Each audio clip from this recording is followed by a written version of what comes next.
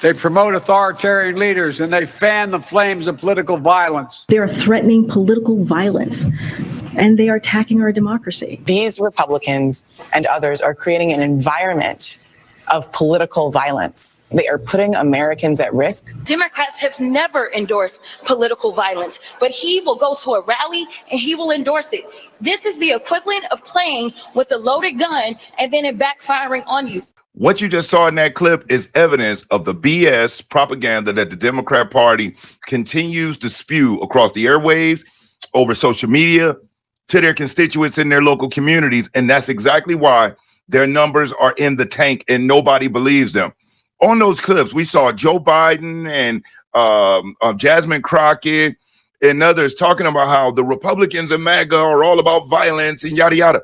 But in 2020, what we now call the Summer of Love, remember when Democrat supporters and Antifa went out and was tearing up police stations, destroying people's businesses, blowing up police cars? And wasn't it funny how there were literally loads of bricks that had been delivered to a certain area and stacked up?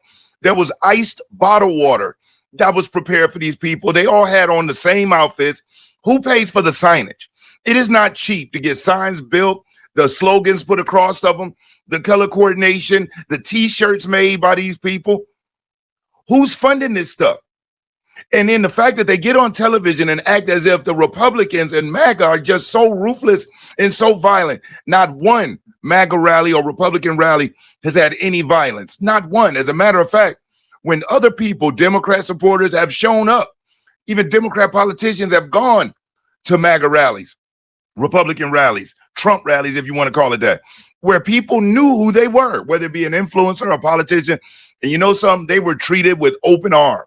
They were welcomed, even if they were wearing a DNC shirt or a Biden-Harris shirt or a Harris-Walz shirt.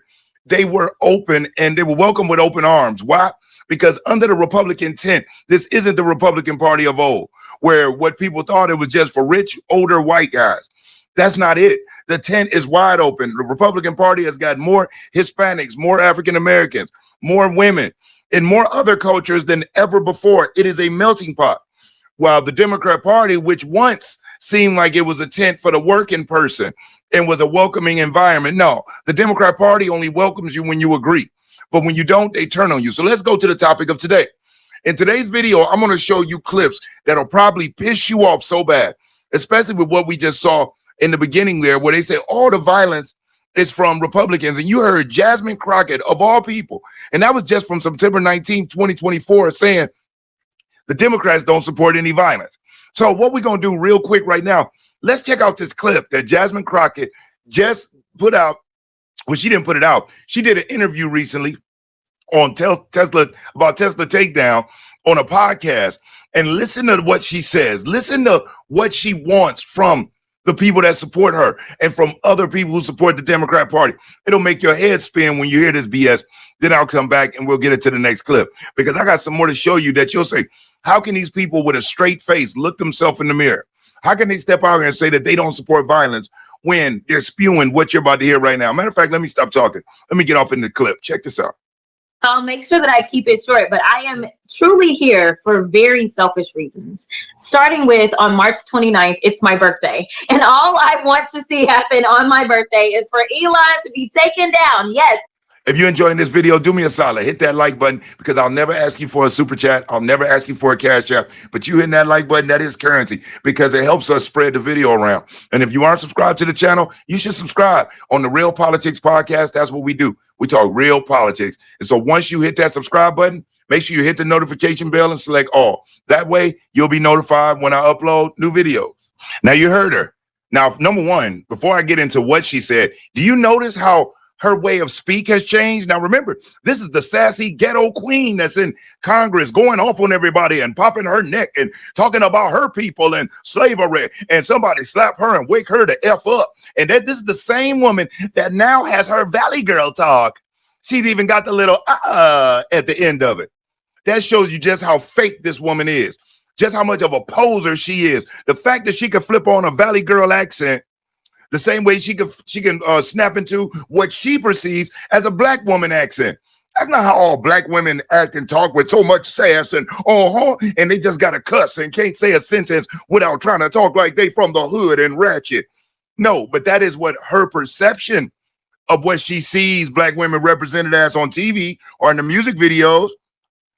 But her Valley girl, that's more so her real upbringing. She grew up in a family that had money. She went to a private school that cost $35,000 a year. K through 12 is the school she went through. It's $25,000 for kindergarten, and it maxes out at around $35,000 for your senior year of high school. She went to some of the most prestigious law schools in the country that they don't operate on. They don't give Pell Grants to go there. You have to spend money to go there. And she has a net worth, allegedly, of anywhere between $9 and $15 million. But yet she was working in the Congressional Steakhouse. And then she moved up to Congress in D.C.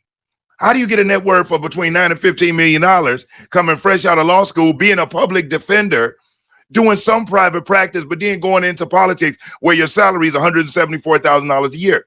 Now, in what she just spoke about, this woman literally said for her birthday, she wants Elon Musk taken down. What does that mean, Jasmine? When you say taken down, you want him taken down to the bus stop? You want him taken down to Mar-a-Lago?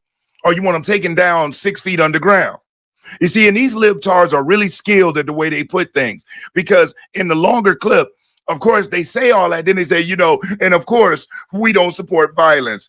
Just like in 2020, Tim Walz, the governor of Minnesota, his wife, the first lady for the state of Minnesota, said that she opened up her bedroom windows in Minneapolis during the summer of love so she could smell the burning from the city. She was breathing in the turmoil and the uprising that was going on, where 3 police stations were taken over and destroyed and burnt up. Police cars, businesses of all people, white, black, and brown, were destroyed. All because they wanted to George Floydify the country. And that's what it's called, George Floydification of America, where they took a drug addict who was passing fake money, who we now know passed away from a fentanyl overdose, and they made him the martyr. They made him the symbol of blackness, which turned out to be one of the worst things they could have done, especially when we find out that when most people didn't even know he was passing fake money, was high on fentanyl, was a felon. Now, that doesn't mean anybody deserves to have their life taken. And yes, I still agree that, what Officer Chauvin was doing was unnecessary. And even I, at first glance, said, oh, man, that looked like that led to his demise, but it didn't. But even despite that, they used that as their reasoning to give people the green light to try to destroy this country. They wanted to destabilize the country. That's when defund the police was being instituted by the Democrat Party. Now, why would a party push for defunding the police, open borders for illegal immigrants, and all of this race baiting that they do? They wanted to blow it. They want things to go up in smoke. They want the fight, because in a socialist society, that's what usually happens. The uproar and the upheaval gets so crazy, people get to fighting over crumbs, that they beg for a leader to come in and take control. And the people willingly give away their civil rights to the government, for the government to tell them what they should and shouldn't do, because it seems like the government must know best. And that's BS propaganda being spewed. But that's just Jasmine Crockett. But let's check out what good old Maxine has to say with some of her TDS Trump hating, rage, race baiting self. Check this clip out. Oh, I believe he expects violence. I believe he expects confrontation. I believe he's working toward a civil war. I will go and take Trump out tonight. And you push back on them. And you tell them they're not welcome anymore, anywhere. And you tell them they're not welcome anymore, anywhere. And you tell them they're not welcome. As you saw, that lady's unhinged and deranged. That's just what she is. She is always calling for people, get in the faces of politicians, surround them, scream, yell, push on them. The Democrat Party is all about violence. Now, what's funny, they want to talk about January the 6th. Like, they literally put it up there and say that it was worse than 9/11. That's how deranged these people are. Yet nobody died. There was no weapons that day. And the video footage, which the January 6th committee destroyed, shows the police officers opening up the doors, letting the people in. It also shows where when they arrested certain FBI confidential sources, they would walk them to a spot of the Capitol building, take their handcuffs off, pat them on the butt and say, good job, and let them go. So the only person that died on January 6th, and not the only, as if that's insignificant, is very significant, is Ashley Babbitt. Ashley Babbitt was shot by a Capitol police officer. Now, nobody talks about that. Even the stories that make up, oh, police died that day. Nobody died that day except Ashley Babbitt. Now, one police officer died that day. Now, 5 of them committed suicide afterwards. Why? Now, that was the worst coup in history. And you telling me 5 cops just wanted to unalive themselves behind that? Or was there more to the story? Also, the thing about January 6th, we find out there was the FBI sources that was egging the people on to go in there. So they love to bring up January 6th to justify anything else happening. And these left-wing libtards go crazy whenever it's done to them. As a matter of fact, let's check out this article. Then I'm going to get into this clip and show you what Miss AOC, how she deals with it when people get up in her face. But I'm going to do this. Let's talk about this article first. This here by the New York Post. It says Democrats' silence is damning as leftist violence explodes. And I'm not going to read the whole article, but we'll just check out a little bit what the New York Post had to say. And another Donald Trump presidential term, another spate of violence going largely ignored or even smirked at by Democrats and their media friends. Tesla dealerships are being firebombed and shot at, while Tesla vehicles are vandalized and their owners assaulted. Trump-supporting influencers are getting swatted, set up for dangerous police encounters by opponents who phone in hoax distress calls. Relatives of Trump-aligned public figures, including the sister of U.S. Supreme Court Justice Amy Coney Barrett and Elon Musk's brother, received bomb threats. This cannot go on. Look at what the Democrat Party has done. They've got people believing that Elon Musk, them are going to do something in the system, all behind their waste, fraud, and abuse. This is all about the Democrat slush fund.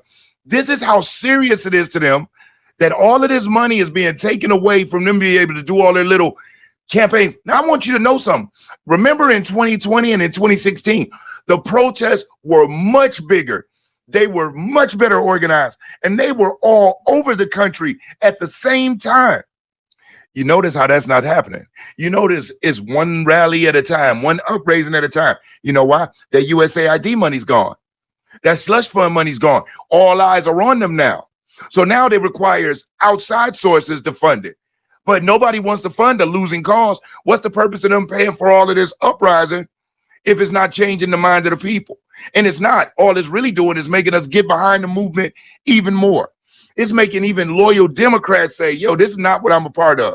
Y'all focus more talking about Trump and more on the venom that you have for Elon than you talk about what you're going to do for the people.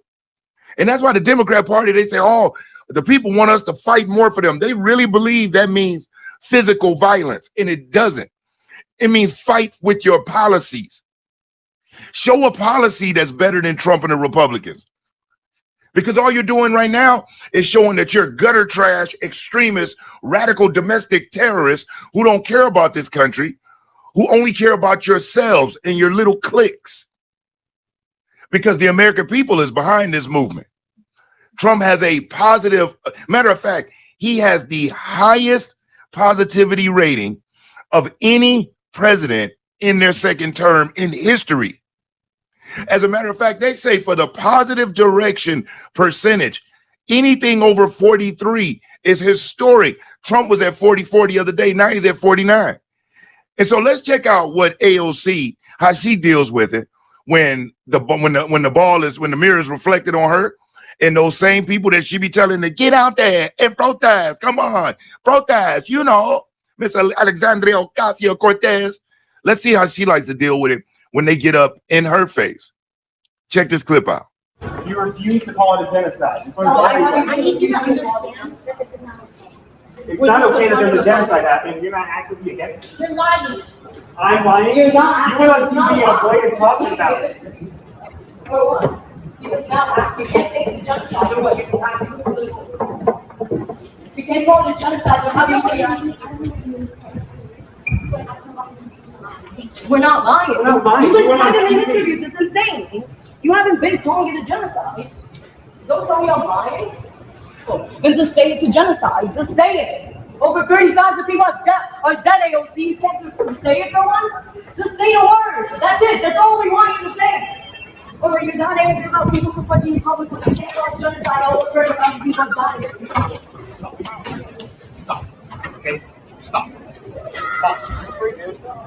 We're not doing anything. We're just talking to an elected public official. That's all we're doing.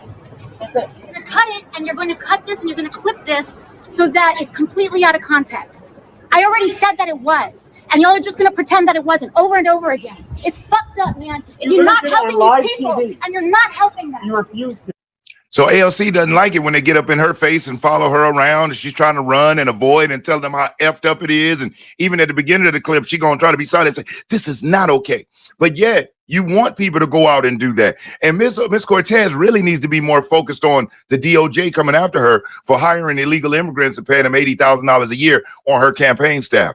But I just wanted to jump in and really show just how, I mean, these libtards are so hypocritical. It is insane how one day, if it's benefiting them, oh, yeah, it's great.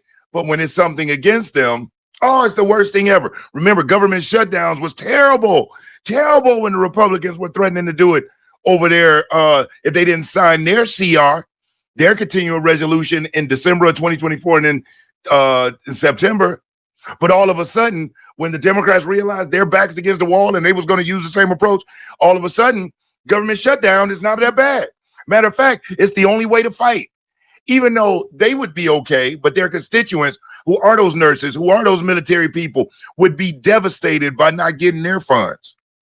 These people really don't care about the people. They don't care about anything but themselves and power. And I'll be so happy when the midterm elections come and we can vote more of them out of there. But hey, listen, man, if you stuck in with me and you're watching the video to this point, thank you so much. I really do appreciate it. And as always, if you haven't already liked the video, share the video, subscribe to the channel. I'm Brian Maxwell saying I look forward to seeing you at the top. Over and out, y'all.